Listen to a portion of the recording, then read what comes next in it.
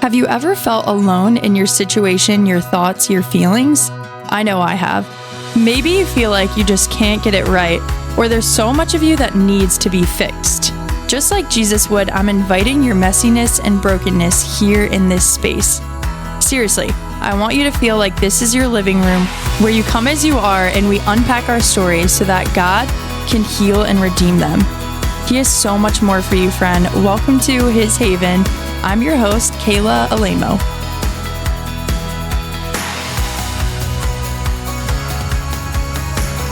Welcome back to the podcast. I am so excited to share today's episode with you. I really love hearing people's birth stories. I don't know about you, but if I'm not pregnant, then I want to hear your birth story. I want to hear all the details, the good, the bad, the ugly. I want to know all the things. It's just, I don't know. It's just something I like to talk about with people, and I like to ask them if they're comfortable sharing. And so today I decided to share Noah's birth story with you. I'm about almost 6 weeks postpartum now. And we had our second daughter, Eden Rose, which I'm obsessed with her name. Tony actually picked it out. I wasn't sure about it at first, but it grew on me so much. And I wanted to share her birth story with you, but then I thought, man, I haven't shared Noah's. And so I really want to share our first daughter's birth story first this month. And then next month, you can come back on to listen to Eden's birth story because they're both so different. Both wild, crazy journeys, but they're both so different. And I also just want to talk a little bit about life and a little bit about postpartum because, man, postpartum, I think we're doing a better job with talking about it now as a whole, as a society, but I still want to keep talking about it. I still want to just be open and honest and real about like where I've been at. And honestly, I'm still processing it. Like, I think postpartum is the most wild journey, besides marriage, besides labor and delivery. Like, it is also crazy to me. And both of my postpartums have been a little bit different, but also similar. And I wanted to just share some things with you that I've learned and some things that I think have helped me this postpartum, things that I didn't do last postpartum with Noah. So that is going to be today's episode. And if you follow me on social media, on Instagram, you know that I'm off Instagram. And I don't know if it's going to be temporary. I don't know if it's going to be forever. So if you want to know some life updates, be in the loop of the Alemo household, then hop on here because this is where you're going to hear it.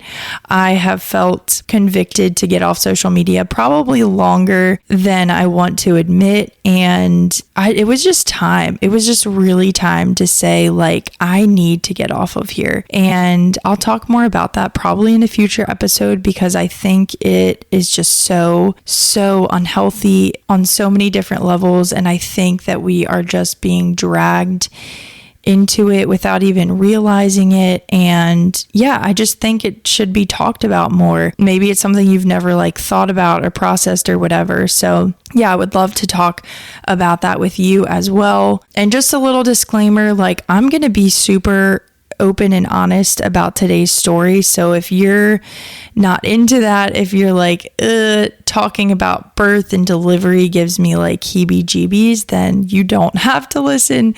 I am giving you permission right now to just pause and go listen to another episode. But I'm going to share all the things today with you. So let's get into it. Before I tell you the actual labor part, I feel like I just want to start from the beginning and just share kind of why I wanted to do a more physiological, unmedicated birth. So I had worked in labor and delivery for I think 1.5 to 2 years at a hospital, and we had a high-level NICU there. It was a very busy hospital. I would say our C-section rate at the time, a few years ago, was about 45%. And so there was a lot of C-sections. And I had never worked in labor and delivery before, I didn't really know what to expect, but I knew I needed to get out of the emergency department. And so I wanted to try something different.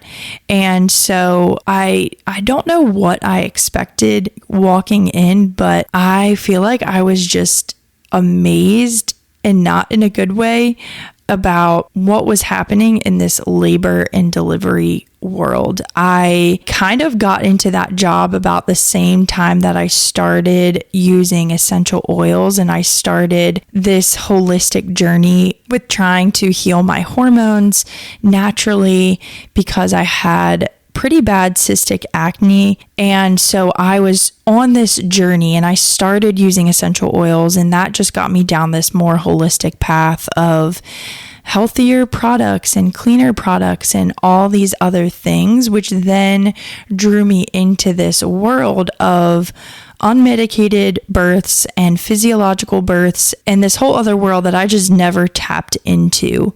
And so I was just wrestling with that, because I would hear about, man, all these really good things about an unmedicated birth. And then I would see, I would go into the hospital and I would have a patient, and I would see all of these interventions, all of these things being done with or without permission, lots of C-sections, first-time moms getting C-sections. And it was just, I don't want to use this word lightly, but it felt really traumatic. I had one patient that, I'm not going to get into like the details, but it was a pretty traumatic birth and delivery and all these other things.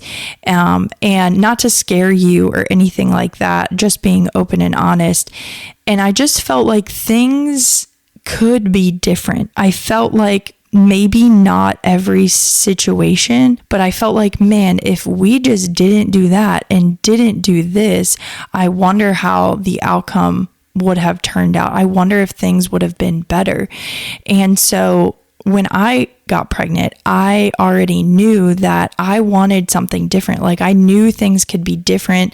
I had heard so many statistics and things like that, and had seen people on Instagram that had years of experience being doulas and like midwives and things like that, that had all of these really good things to say about this more natural approach to birth. Obviously, in the back of my mind, also feeling really terrified about that, because you're like, natural, that means there could be pain and all these other things.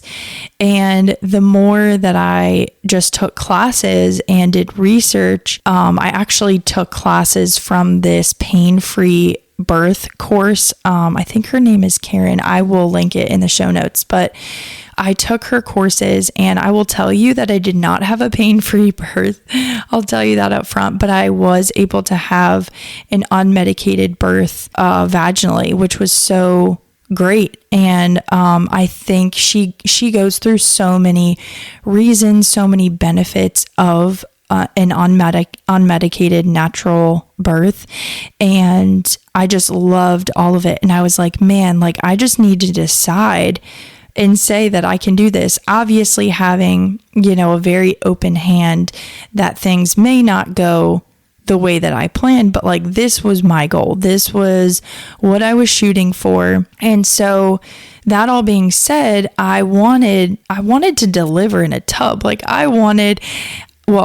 So originally I wanted to have a baby at home. That was my original OG plan. I was like, I would love to have a home birth. I would just love to have a baby in the comfort of my own home and just go right back to bed and just snuggle, and there not be someone interrupting us and all of these lights and everyone getting my blood pressure every 2 minutes, or not every 2 minutes, every couple hours, or you know what I mean? So that was my ultimate dream. But I do have a heart condition. It's called tetralogy of Fallot, and I had a couple surgeries as a baby. I've had it repaired, and so I've never had any complications from it at all, like my entire life. I've never had to take medicine. I've never been restricted from doing anything. So I technically have this high risk pregnancy, but I've never had any complications. And so I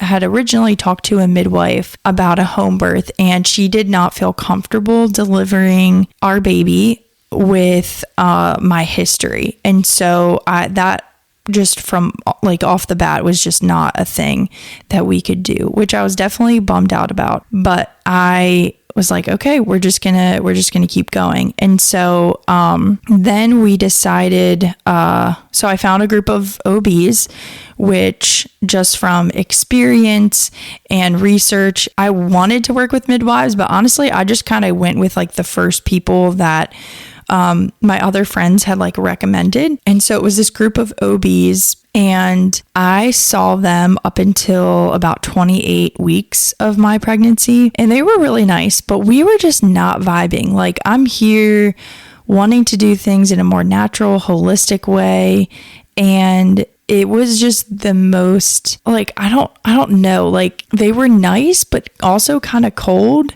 if that makes sense. I would just walk into these appointments, and obviously I didn't know what to expect. I'm a first-time mom. I've been pregnant once, but that ended up in a miscarriage. And so I've never been to these OB appointments. I don't know what is going on. I don't know what to expect.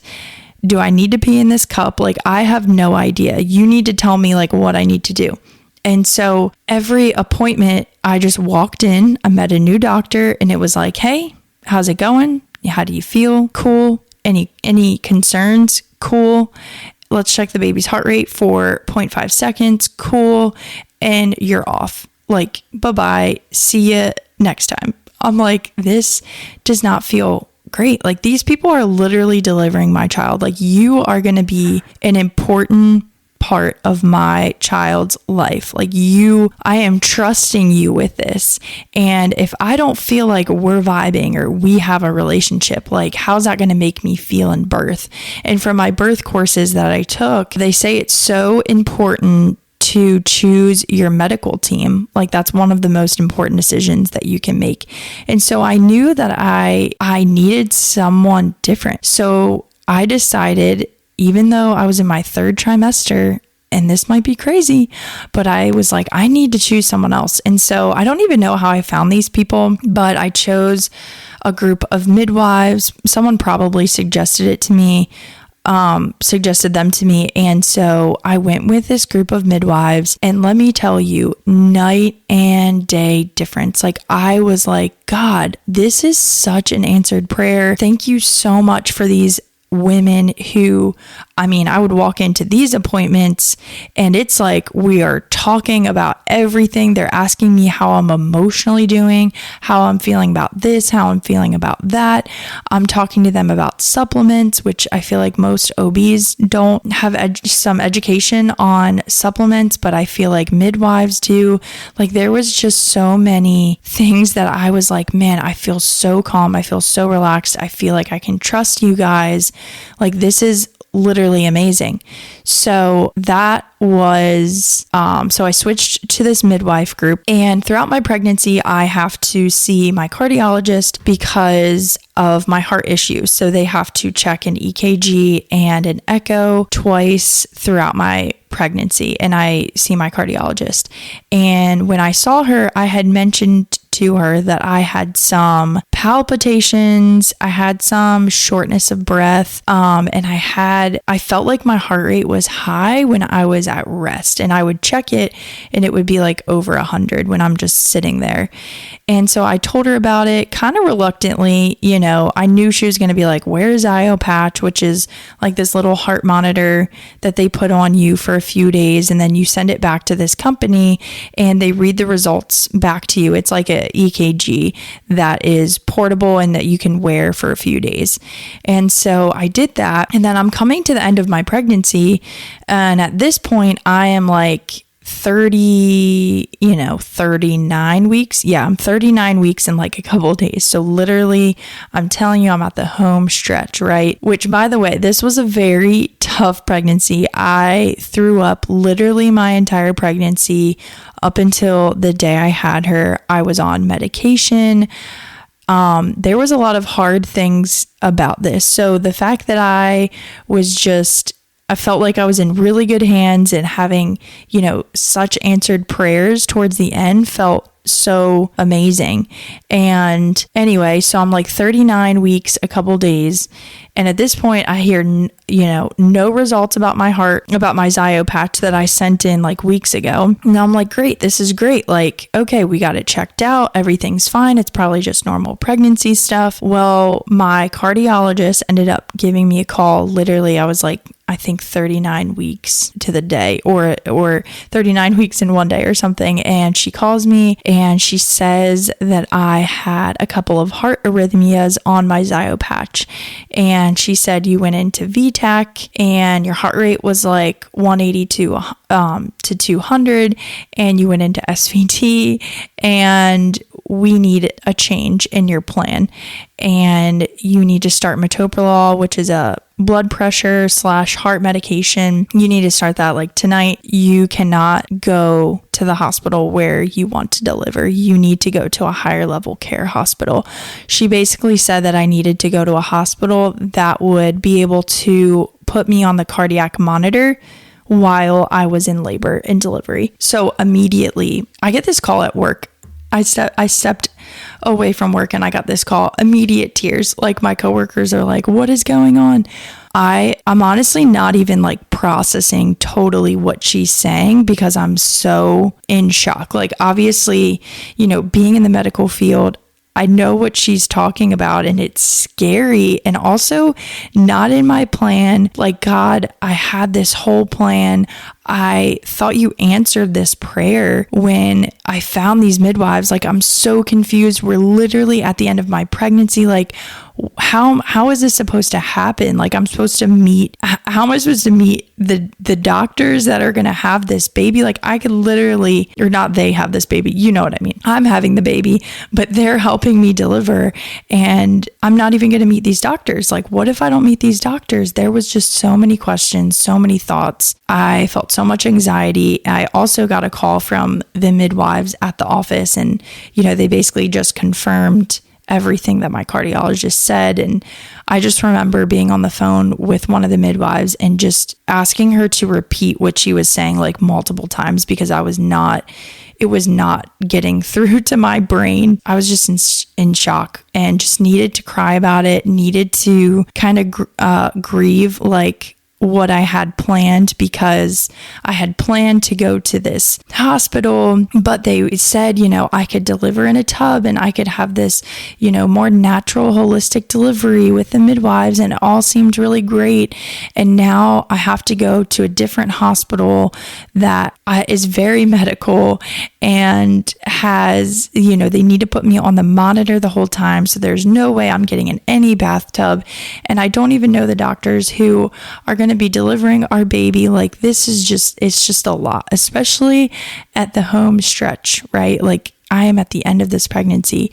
And so I just told my friends, told our church people, like, can you guys be praying? Like, I don't even know what you need to be praying for. Like, just be praying for me, be praying for peace of mind. Like, that's what I ultimately needed. I was just praying, like, God, please give me the peace of mind that I need to be able to go through this and navigate this. Like, I had already didn't like hospitals. I had already had some negative experiences in hospitals, I think, as a nurse, which, gave me some of that anxiety. And so I just, getting this all thrown at me, it was just a lot, and you're pregnant and there's hormones, there's all these things. So anyway, that was the call around 39 weeks. So we ended up going to this hospital like the next day or that week, and we met with everybody. We met with the MFM group, which is maternal fetal medicine, and they're basically like the high risk OB doctors. We met with a cardiologist. We did an echo for me. We put the baby on the monitor and did an NST. We literally did everything. They said everything looked great. Like, baby looks great. Your heart looks great. There is no signs that we need to induce you or anything like that. Like, you just come here when you have a baby, or when you're ready to have a baby. I was like, oh my gosh, okay, like, cool. So I can still labor at home, which was my plan, to labor at home as long as I could and then go to the hospital. And so we did all of that. And then we had a couple days later, we had Sunday night church.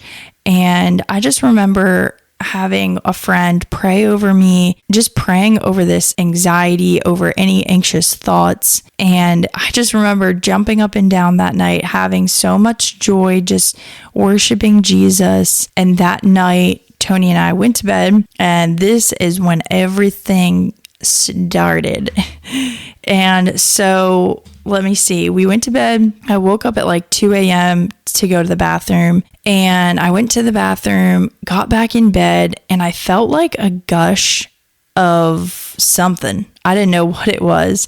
And I got out of bed and I like stood up, and liquid just like fell to the floor. And I was like, what is that? I turned on the light and the floor is wet. And I'm like not processing what's happening, but also like, I think my water broke, like, I'm not sure. This is not usually, your water breaking usually isn't like the first sign of pregnancy. I think it happens in like 10% of moms or something like that. Like, it's usually not the first symptom, yet I felt like, I don't know, towards the end, I was like thinking it was going to happen. Like, I would check all the time. Is this pee? I don't know. Anyway, so I turned on the light and I woke Tony up and I'm like, babe, I think my water broke. And he's like, so chill. I don't even remember what he said, but I think he was just like, okay. He was just so calm. Like, I don't know. I've seen so many videos where dads like freak out and they're just like rushing around the house and getting everything together. And it was just like so funny how he was just so chill. And I was so not chill. I was like, is this happening? Like, oh my gosh, like what's going on? Should I text our doula? Which we also had a doula, and I will also link her stuff down below in the show notes as well, because she was absolutely amazing. And I don't think I could do a birth without her. And so anyway, I texted her a picture of whatever fell on the floor. And I was like, I think my water just broke. And she was like, okay, just rest. Text me if anything changes, whatever she said. And I knew that like early labor for first time moms could take a while. So I was like, okay, I'm going to try to calm myself.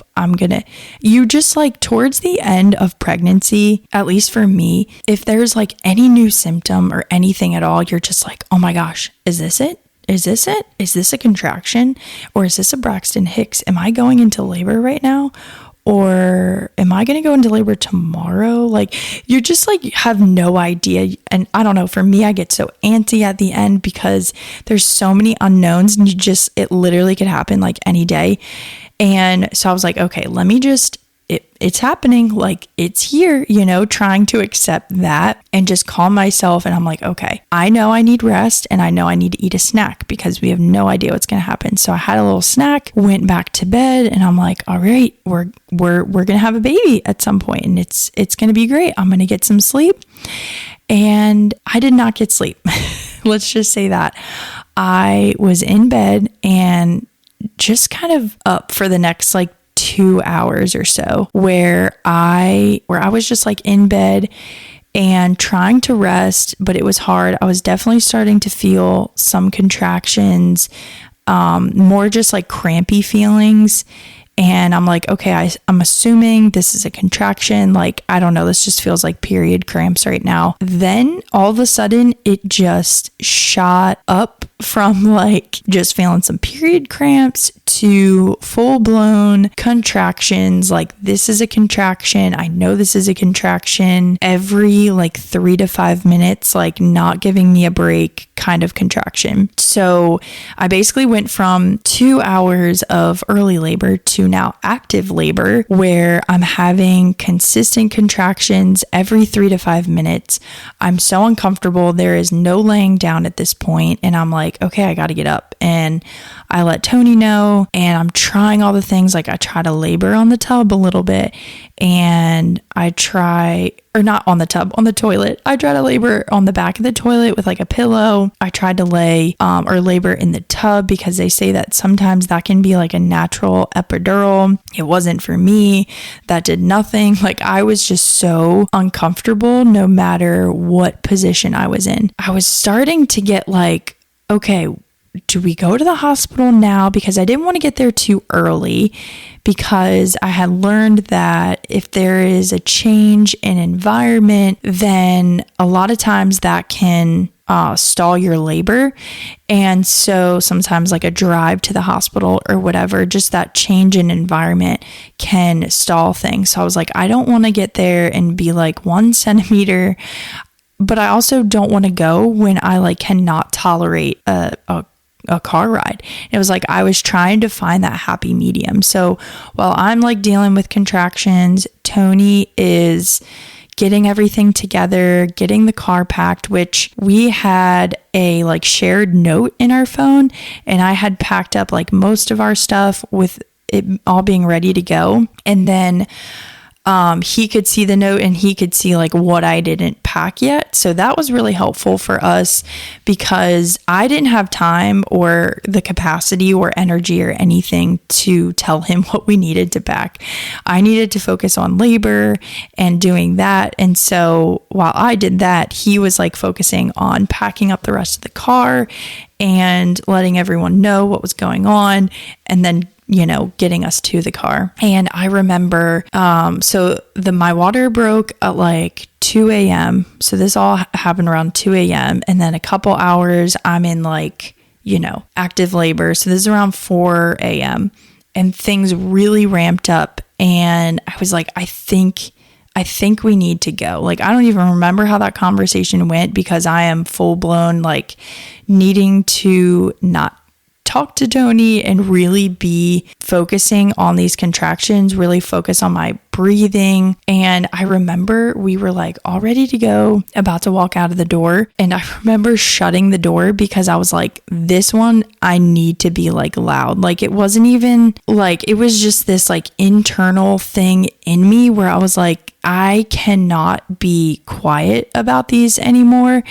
And it was just this loud roaring. I don't even know how to describe it, but if you've watched like natural birth videos, you probably know what I'm talking about. It was like that. And I was like, I don't want to wake up our neighbors, so I need to shut this door. Shut the door, got through the contraction. I was like, okay, let's go. Got in the car. I just remember the car ride being brutal. Like I remember holding onto the handle and just being like, oh my gosh, this is so hard to labor in a car.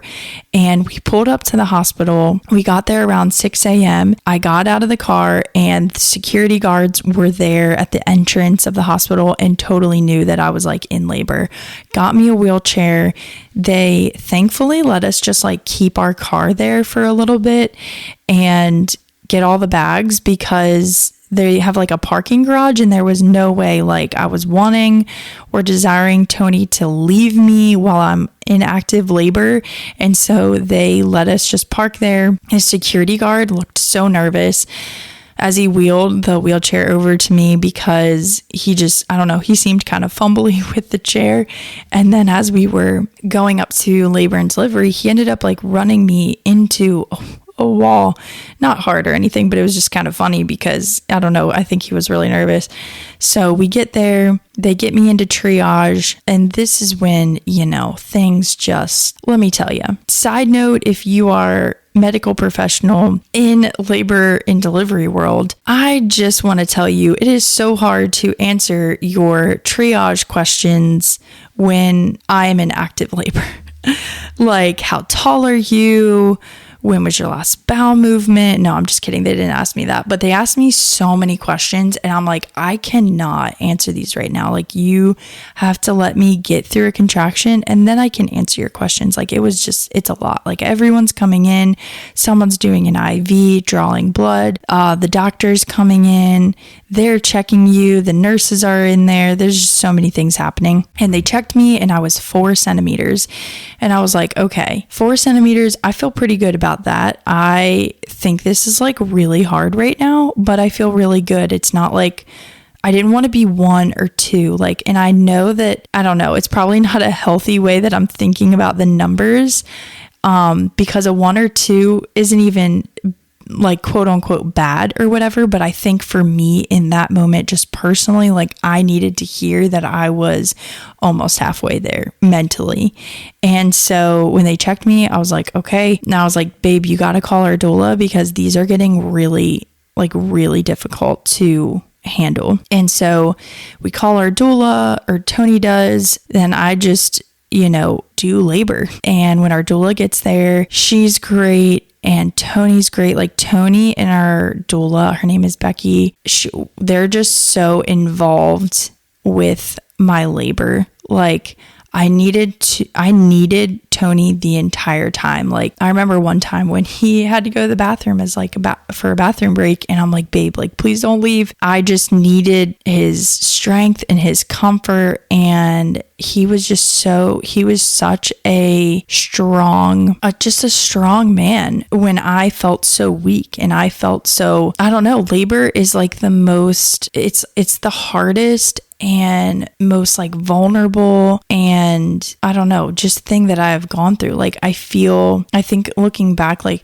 I felt so weak and so strong at the same time. Like strong maybe, after I delivered, because I was like, wow, we really did that. I really did that. But during, like, I feel weak at times. Like when I'm at my, these weak moments, like I needed Jesus. Like I remember, I wanted to set up the room a certain way with affirmation cards, and I wanted lights, and we didn't have time for any of that. Like the plan was to set up the room and set up our home, and we set up our home a little bit, but that went very fast, and we didn't have time to set up the hospital room because it was just like I needed my man, and like I needed him more than I needed him to put an affirmation card up on the wall. And so but I felt so weak, and I just remember these moments just being like, just saying the name of Jesus over and over and over again. Like, Jesus, I need you. Jesus, just calling on his name. I mean, I didn't even have words most of my labor. It's just like, I'm so in it. You're just in this like labor world. I just needed to focus on my breathing. I needed to focus on making sure I was relaxed as much as possible, that my mouth was relaxed, because they say that, if your mouth is all tensed and your face is all tense, then that can make your cervix all tense and then not allow you to dilate. So I was trying to make sure that was relaxed. And yeah, I mean, I labored, I did the work. Tony did the work with me, letting me grip onto his shirt, which literally was like disfigured after we had Noah. Like it didn't even look like the same shirt because of how tight I was holding on to his shirt the whole time.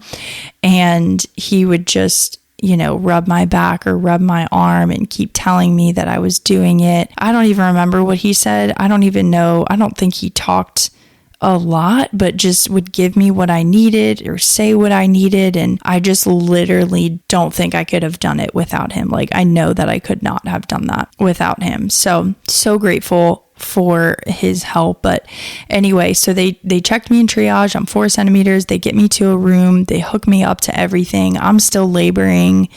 They checked me like 4 hours later, and I am 5 centimeters. And I was really, really discouraged by that. And it's hard when these numbers like get in your head, because honestly, I've heard from most people that like they really don't mean much. Yes, it's like how dilated you are, whatever, but literally like anything could happen in any amount of time. Like it doesn't mean that that I'm not going to have this baby soon. Like there's just so many things that can happen. But I think for me, like I was like, I just labored for 4 hours to get 1 more centimeter, and I was so discouraged in my head. I was like, God, like I don't know if I can do this. Like, I don't know if I can keep going, you get to that point.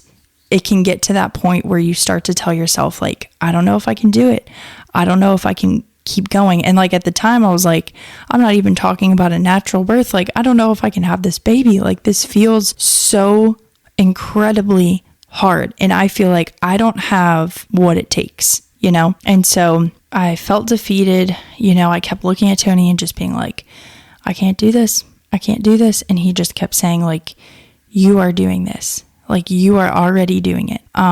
Our doula showed up at that time at some point. I don't remember when, but she showed up and she put this TENS device on my back, which is, I don't actually know what it stands for, but it's like these stickies, and they go on your back, and it's connected to this little device, and it basically sends like this, it can send like this vibration to your back, and there's different levels of it, and it's basically supposed to help distract you. It's also supposed to help with pain receptors. And so this whole time, by the way, I've had back labor the entire time. I don't know if you've ever experienced that, but it was literal pain. Like, it was hard. It was very hard. I'm not going to lie. It just was in my lower back. Like, I never felt a contraction in the front at all, like in my belly. Like, I would feel my belly get tight, but the contraction, it was all in my lower back area, which I hear can be like if you have a baby that's OP, or they call it like occipital posterior, when the baby's like sunny side up, that you can have back labor. Noah didn't come out OP, so I don't know if she like eventually turned, but yeah, I had back labor the entire time with her, you know. So they are just, everyone's trying everything. Like, Tony's encouraging me, our doula's encouraging me. This TENS device is sent, you know, from heaven. I'm like, I don't think I could do it without this little device. And suddenly there's just like these wonderful nurses that, I mean, I had my own nurse who was absolutely great, but also there was other nurses that came in. Like, I didn't expect this, but there was other nurses that came in and just kept giving me so much attention and so much care. Like, there was one nurse who was also a little bit crunchy, and she like put essential oils on me. She put them like on my feet. She was like doing some acupressure on my feet, which I didn't even know that was like a thing, but I was like, whatever, girl, like, do your thing. I want to get this baby out. She like had me on I was kind of like facing the back of the bed, and I was like on my knees facing the back of the bed, trying to just kind of switch up my positions a little bit. And she was just like rubbing my shoulders, like trying to help me relax. Everyone's bringing me ice chips. Everyone's just encouraging me, saying like, you're doing great, all these other things. And I was like, man, this was like so great. I couldn't tell them at the time because I literally had to just focus on my contractions and in labor.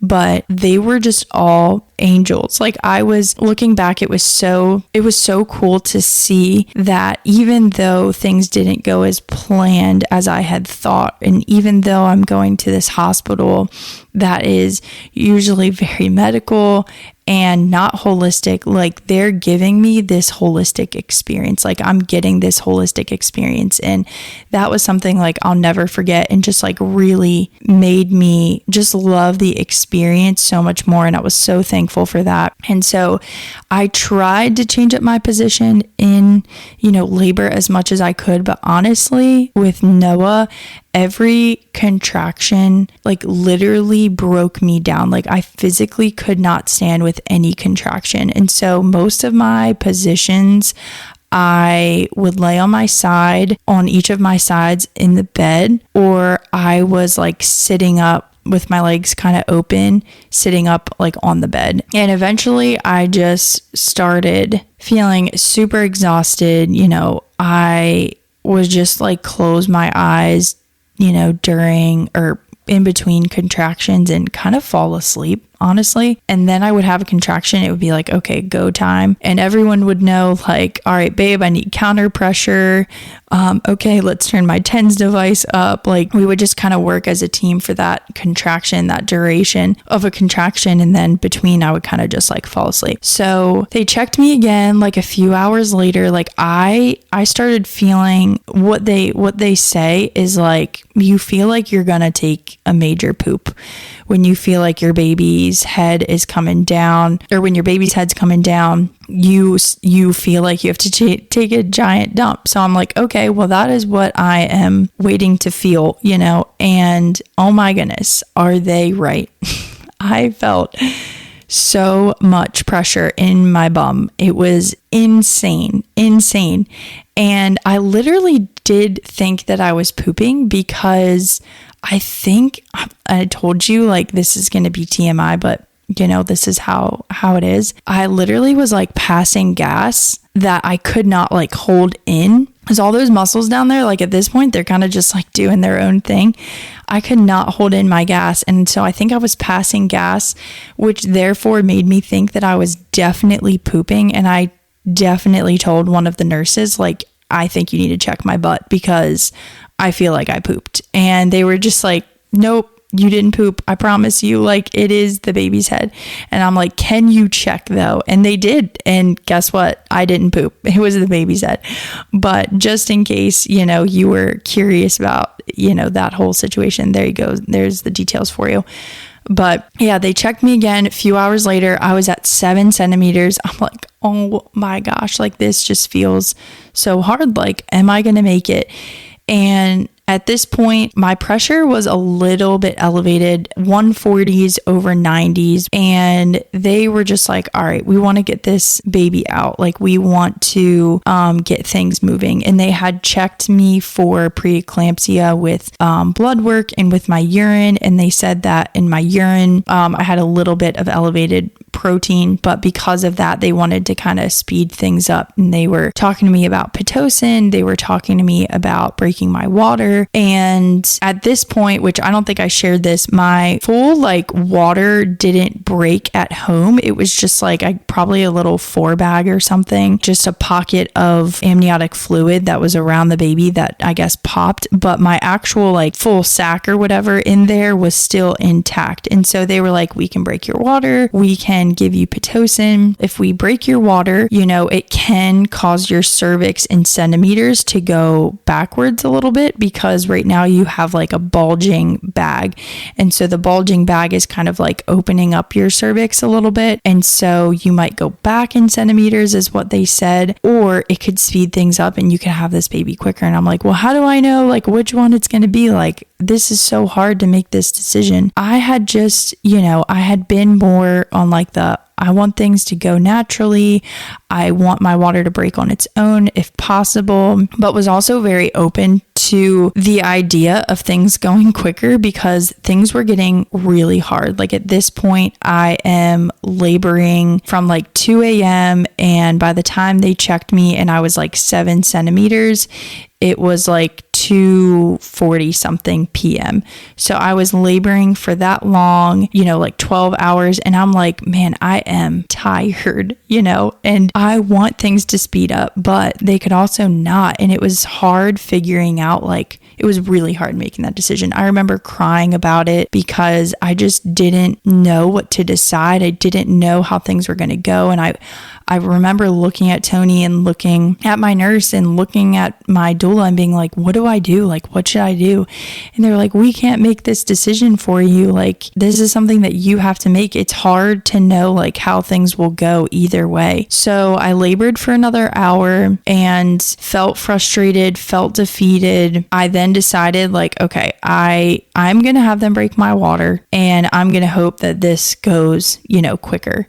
And so they came in and they broke my water, and Noah had some like meconium, which is the baby's stool, in the fluid, which I actually didn't know at the time. I didn't even like see the actual fluid. Like I just like felt it come out. After that, things definitely sped up and I felt just so much pressure. My body just started like pushing on its own. They said I was like 7 centimeters. So I'm like, oh my gosh, like I'm not ready. Like I'm not 10 centimeters. I'm not fully dilated. And that part was really hard because you don't want to push before you're 10 centimeters because you can like rip your cervix. And so I was like, God, I don't want to do that. But my body was literally doing it on its own. Like when you have this unmedicated birth, it is amazing. Like your body knows what to do. Like your body knows to push your baby out. Like however all of the hormones work together and your body and the muscles and all of the things in your brain, like your body knows what to do and when to do it. And so I was pushing, and I remember them being like, no, don't push, stop pushing. Like they were nervous that I wasn't dilated enough. They were nervous because the doctors weren't in the room. I was like, I literally cannot control this right now. And I remember someone looking at my lady parts and just being like, oh girl, like you're ready. And so this is when like it just gets chaotic again. Like there's nurses that come in the room, the doctors come in the room. I'm not even sure if they're dressed. I don't know what's happening. All I know is I'm pushing my baby out, and y'all better be ready because she's coming. Well, I didn't know it was a she at the time, but the baby's coming. And so I was on my side and basically holding the railing, and Tony's like, I think I'm also holding either Tony's hand or his shirt and looking at him and also closing my eyes. And my doula is like holding my upper leg. And so I'm on my side pushing. And I remember the doctors being like, all right, like, let's get on your back. And I was like, nope, like I'm good in this position, which by the way, that's one of the worst positions that you can be in on your back, but that's, story for another time. Anyway, I am on my side and pushing, and I'm comfortable in this, and my body literally just starts doing it. I can't even tell you how vocal I was. It was like an animal was in that room. I literally like screamed my baby out. Like there was no like, hold your breath, we'll count to 10 for you and then let it out. Nope. Like first of all, that's not a great way to push. You can look that up and research that on your own. That's how they tell you, but it's not a great way to push. And also my body was just not doing that. Like my body was like screaming my baby out. And honestly, I didn't care. Like in my mind, I'm not like, oh my gosh, who am I disturbing? Thought I would feel insecure about that or weird about that. But honestly, like, nope. At the time, I just cared about getting my baby out. I pushed, I think 5 times, and she was out, and they put her on my chest. And there's so much like adrenaline at this point. It's crazy how the whole labor, I'm just like in the zone, kind of quiet, focused in my own world, in like during a contraction, but then in between contractions, like I was fine. Like I was able to talk. I was able to, crack jokes and like laugh every once in a while. That part was really cool. But at the end, when you're about to have this baby, like you get this adrenaline rush and you're so with it and so mentally there. It's just so wild. And so I remember them like putting her on my belly, and I was just like so in shock that like I just had a baby. It's really, really crazy. Like, this baby is in there. Your belly's getting big. You have all these signs that you're pregnant. You have ultrasounds. You know that there's a baby in there. But for some reason, I don't know. For me, it just like didn't fully click until like she was out on my belly and then on my chest, and she was just like literally here. And I was just like, oh my gosh, like our baby is here. And I remember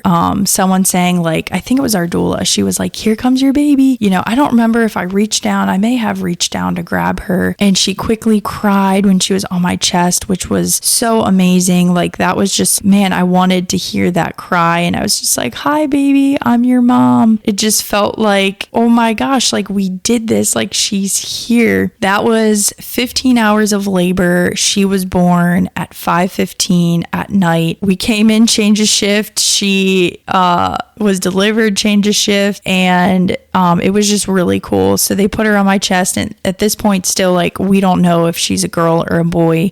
Tony and I decided to wait till birth to find out her gender, which was so fun. Like there's definitely pros and cons now that we did find out the gender with our second daughter, but I'm telling you, like, it was so fun. The whole time Tony thought our baby was a boy. The whole time I knew she was a girl. I was just so convinced. So yeah, she gets here, she's delivered. I wanted Tony to be able to announce her gender, and so I put that on our birth plan, and like I told all the nurses and the doctors, like, I want it to be Tony. I want it to be Tony. I didn't want anyone else to announce it. And I was just so out of it that they ended up opening up her legs, and I said it like 2 seconds before he did. I was like, it's it's a girl. And he said, it's a girl. And I was like, the whole room's like, oh, yay. Oh my gosh. Congratulations. And it's like this really cute, like sweet moment. She was here. She was with us. And oh man, I just love her so much. And we actually had Noah picked out for a boy and a girl, but we were just going to change her, like the baby's middle name, if it was a boy or a girl. So we named her Noah Grace, and she is the one and only Noah Grace. She is 18 months now and literally crazy, but I love her so much. And after that, I mean, our birth story, like there's so much more I could say. Like that was the labor and delivery part, but there was so much more to postpartum, and there was so much more to just other things. So I ended up having postpartum preeclampsia with Noah. I was 5 days postpartum, discharged from the hospital. We had gone home. We were settling in, and I just felt really weird. I don't really remember exactly like my symptoms, but I just felt off and I felt weird. And it's really hard when you are a first-time mom in postpartum world, because you're like, I've never experienced this. I have no idea what is normal, what is not. Is this normal to feel? And so I ended up taking my blood pressure at home, because they did send me home with the blood pressure cuff because of my blood pressures in the hospital, which, when I was discharged, they were like, I think 130s was the systolic top number. But yeah, they wanted me to continue to take my blood pressures at home. So I took it, and it was like 160s over 100. And Tony's like, that can't be right. Like, I think you're just stressed, like, let's check it again in a few minutes. So waited 15 minutes, checked it again. It was literally the same. And I was like, oh my gosh, Tone, we're going to have to go to the hospital, and I'm going to have to stay. Like, I had already knew that, like, just working in labor and delivery field. And man, after having this really high, really sweet, really intense, honestly traumatic, crazy thing happen to me called labor and birth, I was not mentally, emotionally, physically prepared to go back into the hospital, to leave my baby 5 days postpartum. Like, it was absolutely one of the worst experiences I have ever experienced in my life. I had to go back in. By the time we got there, my pressure was 200s over 100s, and they had all the nurses come in, and they were pushing medication through my IV, and they put me on magnesium, which is absolutely awful. They put that on, they give you that because they basically want to prevent a seizure, and that is supposed to help with that. And it can also help bring your blood pressure down. I was on that for 24 hours. So I literally felt so drunk. I felt so out of it. I felt so weak. It made me so tired without allowing me to sleep. Like, I remember asking for Benadryl, and I am not a girl who takes medicine if I don't have to, but I was like, I really need to sleep, and I cannot sleep with this medication. There was just so many awful side effects about it. And anytime anyone ever says, oh, I had preeclampsia, oh, I had magnesium, I'm like, I get it. And I'm so sorry. I'm literally so sorry. And it like takes me back, honestly, for like a quick second, like takes me back to when I was on it and how awful I felt. And I just so empathize with any mom that has ever had to go through that. It was just really, really hard. And so I was on that. And unfortunately for me, like after I was off of it, they could not get my blood pressure under control. And they gave me this medication called nifedipine. And I just had the worst side effects from it. And I didn't know that they were side effects from the medication all the time. At the time, I just felt really weird. And again, I didn't know, like, is this postpartum? Is this from the preeclampsia? Is this from the medication? Like, I have no idea. I asked one of the doctors, and they were like, I don't know, maybe it's hot flashes. And I'm like, this is a hot flash? Like, there's no way. And if this is a hot flash, like, this is awful.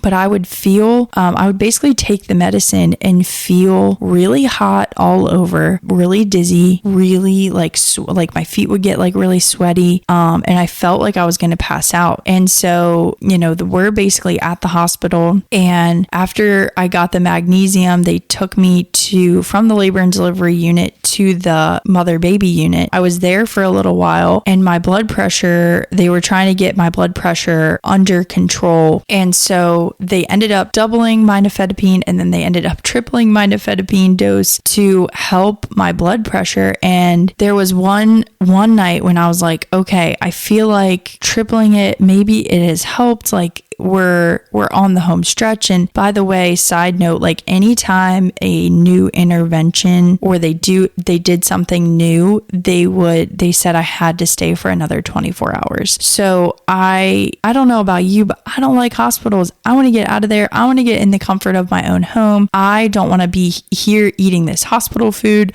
Like, just get me out of here, please. And so anytime they upped the dose, it was like, okay, you're staying for another 24 hours. I'm like, this is literally terrible. And I remember one night, Tony and I were laying in bed, and he ended up going to get Noah and bringing her to the hospital with us. So we're all in this hospital room. I think we were watching football, and I'm just laying down in bed, and the nurse had given me the nifedipine like 30 minutes ago. And I was laying there and I was like, I feel like I'm going to pass out. And I had called the nurse on the nurse bell or the call bell. And I was like, I feel like I'm going to pass out like right now. And they were like, okay, someone will be in. And they weren't in for a few minutes. And I like called them again because I'm like, okay, can you get in here now? Because I really feel like I'm going to pass out like right now. And so my nurse comes in, she takes my blood pressure, and I'm like, I bet you my blood pressure is low. Like, I bet you they tripled my medication and now they dropped my blood pressure. Well, this is great. Like, that's what I'm thinking in my head. They take my blood pressure. It's like 160s. And I'm like so frustrated, so annoyed. They actually had to roll me back to labor and delivery they took me to the PACU area, which is like the recovery unit after you get like a surgery or a C-section. And they took me in there. They took Tony back there and they took Noah back there. You know, we're not in our room. It's not quiet. There's things going on. There's people recovering. They had to pull one of the labor and delivery nurses, and she had to be with me to give me medication through my IV for my blood pressure. And I just remember being like, am I dying? I have heart issues. Like, is there something going on with my heart? Like, all of these really crazy, intrusive thoughts like started running through my head. Like, am I going to code any second? Like, I just didn't know. Like, all of these things were just running through my head. Like, what is the actual problem here? Like, what is going on? Like, why can't my body like get it together? And I remember just having the sweetest, nicest nurse, which I actually met her again when we had Eden, and it was really cool seeing her again. But she came in and was just so sweet and taking care of us while we were there. And kid you not, I was like, girl, I gotta use the bathroom, like number 2. And your girl had to use a bedpan and go number 2 on it. And I'll tell you, it was not one of my proudest moments. Okay, like if you've never done it, if you've never been there, praise you, like good for you. But it's just, you know, things that you never thought would happen to you.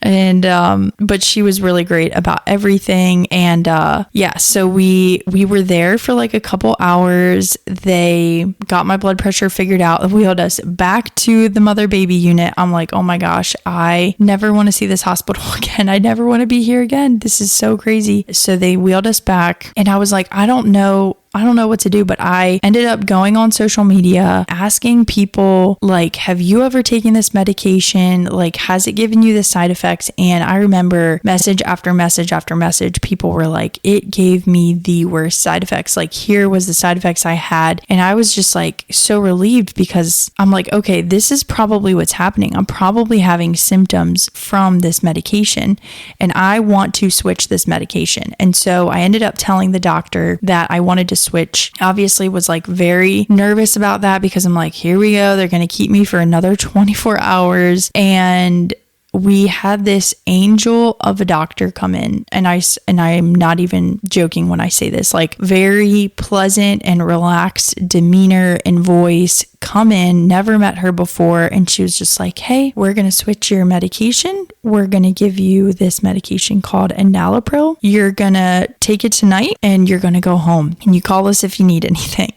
And I was like, really? Like, I can go home? Cried, tears of joy, like, get me out of here. I was so thankful that we could go. Like, I just wanted to go. And it's hard too, because you don't want to be there and you're like, is this why my blood pressure's up? It probably could have contributed to it. But yeah, so we ended up being discharged and going home, and I was so thankful. And I will say that like I continued to have some of those symptoms, and I don't know if my body is just like super sensitive to that type of medication. Like I've never been on medication before, really before pregnancy. Like I've never been on blood pressure medicine or heart medicine before pregnancy. And so this was all very new.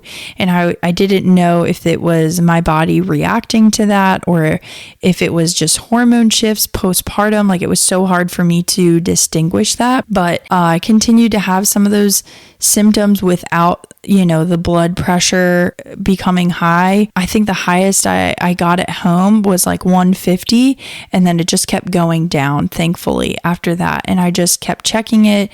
I kept taking my medicine, and I think I was only on my medicine for another 3 weeks or so. And I ended up getting to come off of it because it was actually making my blood pressure too low. But man, I will just say that was really, really hard. And I'm honestly giving you the cliff notes of that whole scenario, but just kind of wanted to give you the full story from before labor to delivery to a little bit of how postpartum was with Noah. And man, I am just so thankful that we had a good experience, as good as it could have gone. Like I had a pregnancy book with Noah, and I wrote down all of these prayers, and I remember praying for the medical team that we had, and I remember feeling like God answered that prayer when I found this group of midwives. And then I felt like that was ripped away from me, and I felt so discouraged and honestly kind of angry at God,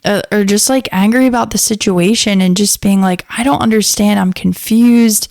I thought this prayer was answered. And after everything, and after postpartum, and after processing it, even like up until now, looking back, I really do believe that still was a prayer that it actually was answered. It just wasn't answered in the way that I thought it was. I thought it was, you're this group with the midwives, but actually no, I needed a team of medical professionals, of doctors and whoever else who really understood and was knowledgeable about moms with cardiac issues and moms with cardiac issues in pregnancy. And man, I had a great group of nurses. I will tell you that the doctor who delivered our baby, never met her ever. I never met her until she delivered my baby. And I was like, hi, what's your name? Like, there's so many people that come in your room. You just like don't even know who's gonna end up delivering. Looking back, it was just like, thank you, God. Thank you, God, that you did answer that prayer. Like, I am exactly where I need to be. I am exactly where I should be. We are in the hands of the people that we need to be in the hands of. Like, and it is all because of your sovereignty. Like, you are sovereign over all of this, even when I thought that it was all a mess and it was chaotic and it was such a surprise to me, right? Because I don't know what's going to happen. But at the end of the day, God has been there already. He's the beginning and the end. Like, he has already been where I haven't. And I think sometimes when I get anxious about, even now, just anxious about the future, anxious about not knowing things, anxious about the unknown, I can just think back to that time when God knew the whole situation, and he knows the whole situation now. He knows what's going to happen in our lives. He knows what's going to happen in your life, and he has already been there. And I feel like there's so much comfort in knowing that, man, like, someone has already been there. Like, you already know, God, the plan. You know what's going to happen in this situation. And so I can trust you. I can trust that you are good. I can trust that you're going to protect me. I can trust that you are going to be there with me through it, even if it doesn't look like how I thought it would look. And, there's just so much that I wrestled with, like, spiritually with all of that I think it's okay if you are wrestling with that too. If you are needing to grieve some things with your birth or with your labor, with your delivery, like, I think that's so normal. And I think it's okay. Like, like we're still human and we have emotions and we have all these, we're just really complex people.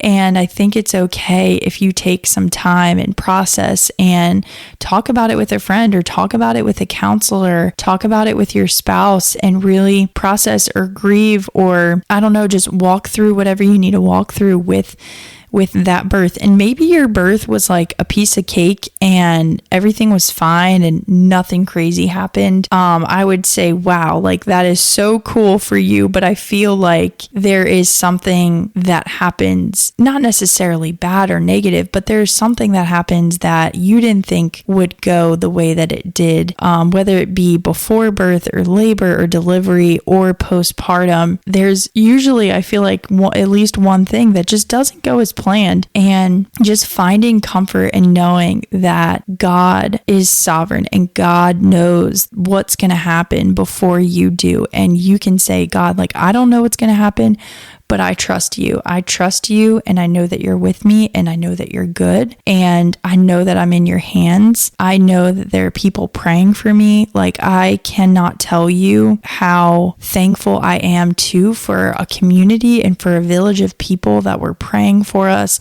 that were serving us, that were caring for us, that were checking in on us, because having a baby is just it is no joke. It is hard. It's beautiful, but it is hard and it's messy.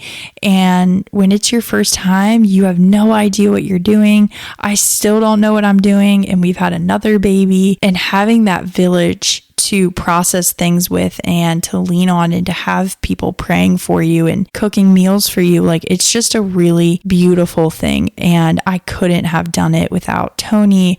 I couldn't have done it without our doula. I couldn't have done it without our great team and without our village of people. Like, it truly takes a community. So that is Noah's That is Noah's birth story. I'm so tired. It's like 10 o'clock at night. I need to pump and I need to go to bed. So I hope you enjoyed this episode. Stay tuned for next month's episode, which is going to be Eden's birth story. I hope you enjoyed this, and I hope you have a great rest of your day. Bye, friend. Thank you so much for tuning into His Haven podcast. I hope you walk away from it feeling seen and hopeful that God has so much more for you and you're not alone in your struggles. If you found this episode helpful, share it with a friend you think it could speak to. And if you want to connect more, you can find me on Instagram at kayla.alemo. See you next time, friend.